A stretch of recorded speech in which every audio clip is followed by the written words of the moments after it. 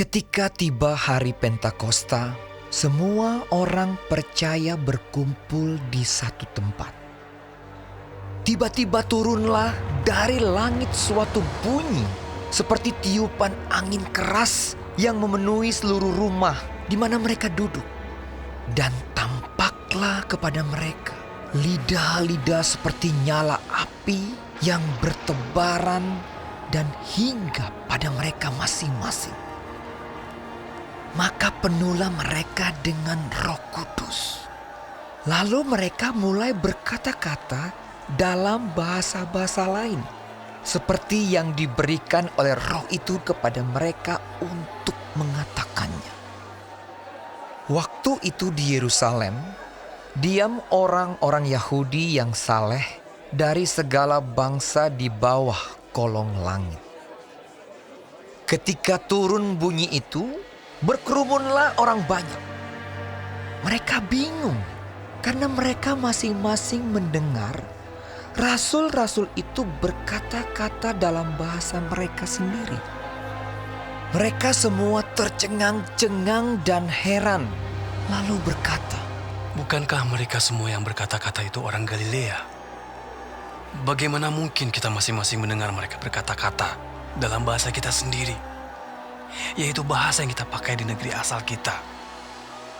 Kita orang Partia, Media, Elam, penduduk Mesopotamia, Yudea dan Kapadokia, Pontus dan Asia, Frigia dan Pamfilia, Mesir dan daerah-daerah Libya yang berdekatan dengan Kirene, pendatang-pendatang dari Roma, baik orang Yahudi maupun penganut agama Yahudi, orang Kreta dan orang Arab.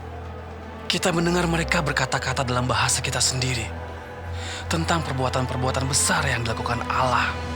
Mereka semuanya tercengang-cengang dan sangat termangu-mangu sambil berkata seorang kepada yang lain, "Apakah artinya ini?" Tetapi orang lain menyindir.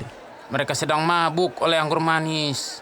Maka bangkitlah Petrus berdiri dengan ke-11 rasul itu, dan dengan suara nyaring ia berkata kepada mereka, "Hai kamu orang Yahudi, dan kamu semua yang tinggal di Yerusalem, ketahuilah dan camkanlah perkataanku ini. Orang-orang ini tidak mabuk seperti yang kamu sangka, karena hari baru pukul 9. Tetapi itulah yang difirmankan Allah dengan perantaraan Nabi Yoel. Akan terjadi pada hari-hari terakhir. Demikianlah firman Allah, bahwa aku akan mencurahkan rohku ke atas semua manusia. Maka anak-anakmu laki-laki dan perempuan akan bernubuat. Dan teruna-terunamu akan mendapat penglihatan-penglihatan. Dan orang-orangmu yang tua akan mendapat mimpi. Juga ke atas hamba-hambaku laki-laki dan perempuan akan kucurahkan rohku pada hari-hari itu. Dan mereka akan bernubuat. Dan aku akan mengadakan mujizat-mujizat di atas di langit. Dan tanda-tanda di bawah di bumi. Darah dan api dan gumpalan-gumpalan asap. Matahari akan berubah menjadi gelap gulita. Dan bulan menjadi darah. Sebelum datangnya hari Tuhan, hari yang besar dan mulia itu. Dan barang siapa yang berseru kepada nama Tuhan akan diselamatkan. Hai orang-orang Israel, dengarlah perkataan ini. Yang aku maksudkan ialah Yesus dari Nazaret, seorang yang telah ditentukan Allah dan yang dinyatakan kepadamu dengan kekuatan-kekuatan dan mujizat-mujizat dan tanda-tanda yang dilakukan oleh Allah dengan perantaraan Dia di tengah-tengah kamu seperti yang kamu tahu. Dia yang diserahkan Allah menurut maksud dan rencananya telah kamu salibkan dan kamu bunuh oleh tangan bangsa-bangsa durhaka.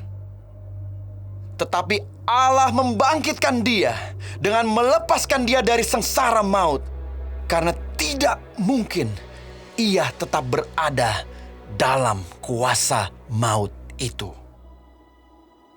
Sebab Daud berkata tentang dia, "Aku senantiasa memandang kepada Tuhan, karena Ia berdiri di sebelah kananku, aku tidak goyah."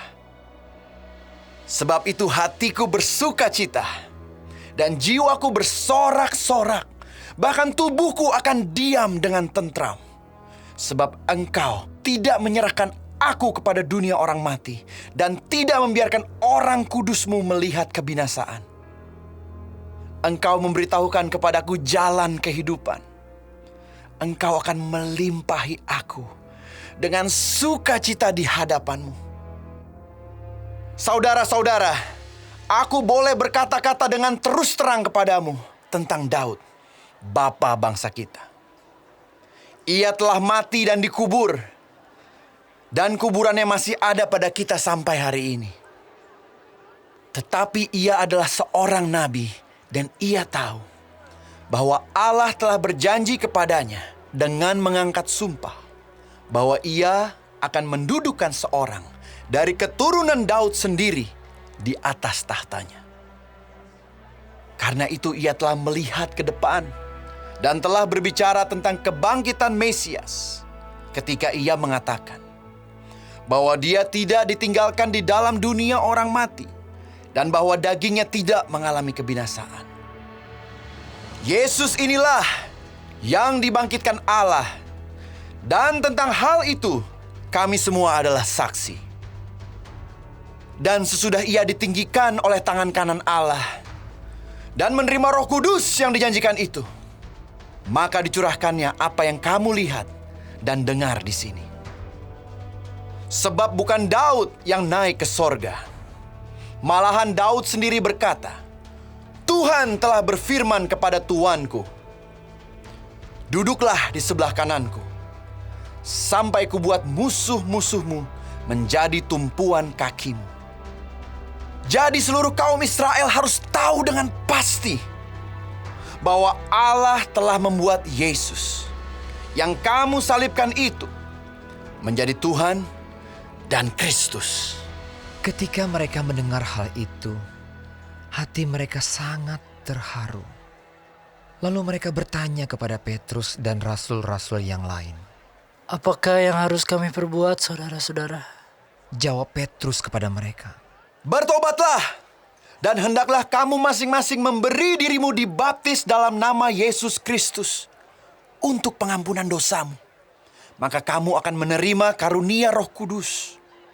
Sebab bagi kamulah janji itu, dan bagi anak-anakmu, dan bagi orang yang masih jauh, yaitu sebanyak yang akan dipanggil oleh Tuhan Allah kita." Dan dengan banyak perkataan lain lagi ia memberi suatu kesaksian yang sungguh-sungguh, dan ia mengecam dan menasihati mereka. Katanya, "Berilah dirimu diselamatkan dari angkatan yang jahat ini." orang-orang yang menerima perkataannya itu memberi diri dibaptis, dan pada hari itu jumlah mereka bertambah kira-kira 3.000 jiwa. Mereka bertekun dalam pengajaran rasul-rasul dan dalam persekutuan. Dan mereka selalu berkumpul untuk memecahkan roti dan berdoa. Maka ketakutanlah mereka semua, sedang rasul-rasul itu mengadakan banyak mujizat dan tanda. Dan semua orang yang telah menjadi percaya tetap bersatu. Dan segala kepunyaan mereka adalah kepunyaan bersama. Dan selalu ada dari mereka yang menjual harta miliknya, lalu membagi-bagikannya kepada semua orang sesuai dengan keperluan masing-masing. Dengan bertekun dan dengan sehati mereka berkumpul tiap-tiap hari dalam bait Allah. Mereka memecahkan roti di rumah masing-masing secara bergilir dan makan bersama-sama dengan gembira dan dengan tulus hati sambil memuji Allah. Dan mereka disukai semua orang. Dan tiap-tiap hari Tuhan menambah jumlah mereka dengan orang yang diselamatkan.